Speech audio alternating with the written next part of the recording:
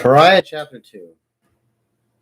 There was a quizzing glass in the top room of the Maison Dieu, in which we could reflect upon those souls who, unwittingly, were going to teach us.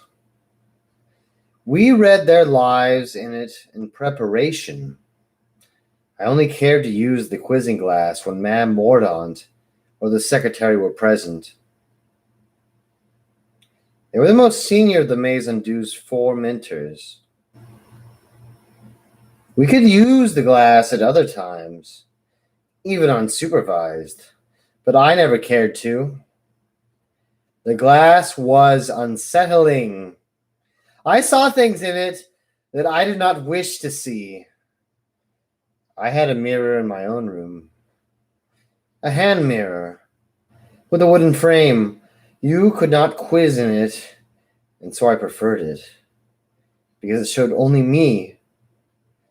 I think the mentors would have confiscated it if they had known it existed. The only mirrors we're supposed to use was the quizzing glass, and the full-length mirrors, old and silvered, that stood in my robing room. My hand mirror was the only thing that did not lie to me. I could see my face in it. I saw black hair shoulder length and a good nose. I had a good nose, a nose of character. My mouth was not particularly full, nor possessed of ripe lips like some powdered mamselle of worth in a romance portrait, but it was mobile. It was most engaging when it was at its most up or down tilted. I often pulled these expressions in the mirror, so I knew them. My frown could be alarming. It could spur people into apology. My grin, when teeth exposed, was equally compelling. My eyes were dark and large. I was tall, taller than Corlem, or Mentor Murlis, almost as tall as Ma'am Mordaunt, whom I grew up thinking of as a tall woman, and now I had a slender build because I maintained a trained condition.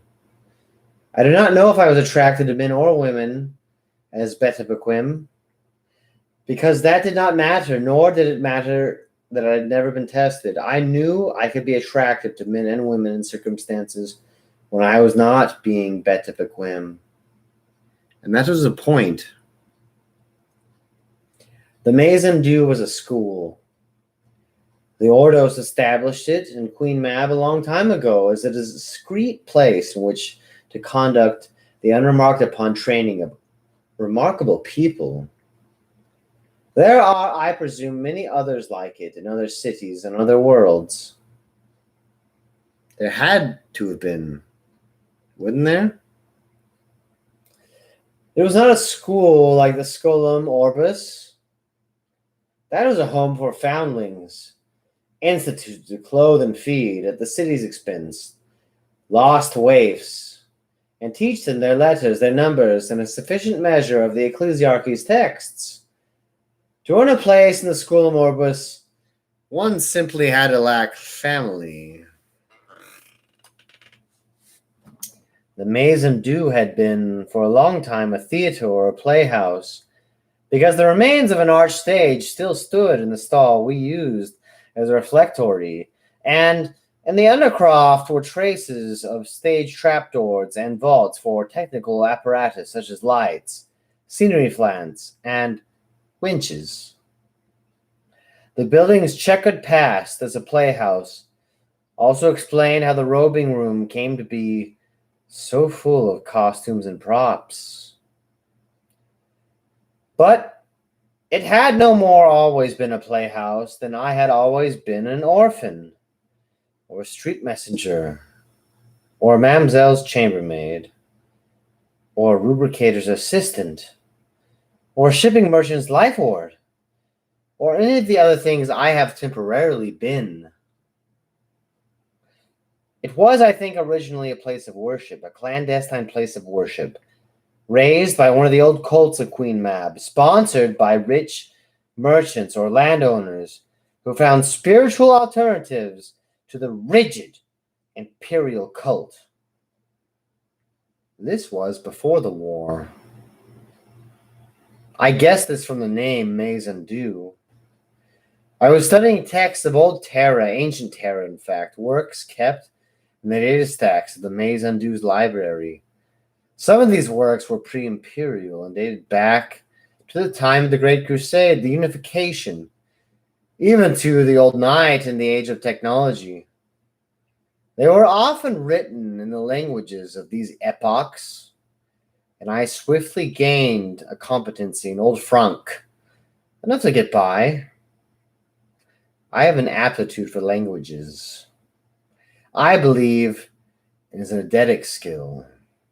My aptitude is one of the reasons I am writing this impoverished, colloquial iambic, the argot of Queen Mab Streeps, rather than in Low Gothic, because no one uses an iambic anymore, and thus very few who find this will be able to understand it.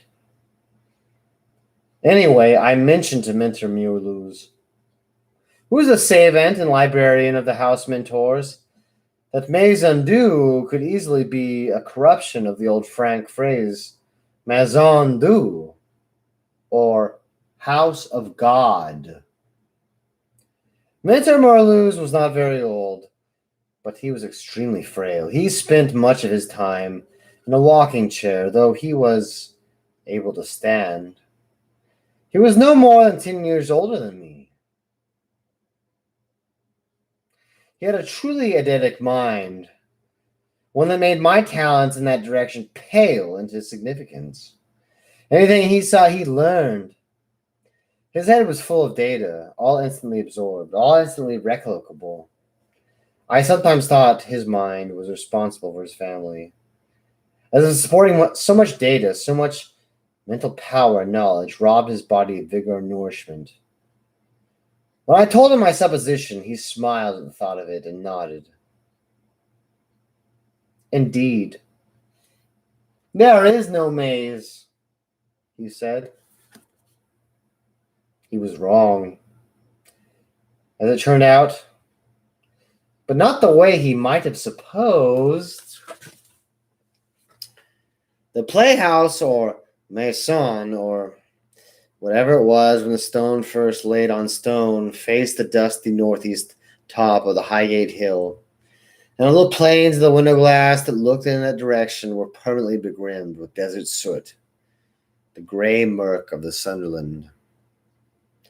Acids and other environmental agues had eaten away the stone and pecked out parts of the roof. Portions of the site were no longer fit for habitation. Rain and moonlight dripped through the broken ceilings. Corridors and floorboards were damp with rainwater and smelled of old cupboards. If it had originally been a temple, or the templars who had crafted it, perhaps built what is now the Skull Morbus as a comparison. The orphanage faced west and north, confronting from the edge of the Hillgate Hill the black threat of the mountains.